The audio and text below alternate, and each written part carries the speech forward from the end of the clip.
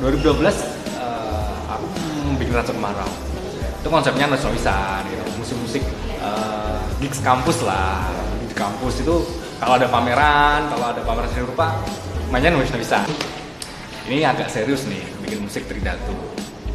Karena latar belakang teman-teman yang di Tridatu juga sangat mempengaruhi sih, teatrikal, performance art.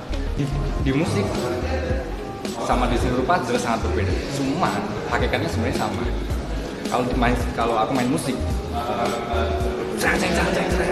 gitu kan. Itu sebenarnya kalau ditarik lagi, itu bagian dari titik-titik garis di seni rupa. Itu di pelajaran Nirmana dapat kayak gitu. Bagaimana belajar garis dan komposisi gampang. Nah, di musik yang aku bikin itu dapat sebenarnya. Cuman ini bagaimana bisa bermanfaat untuk lain aja sih melalui karya seni. Itu dong udah cukup.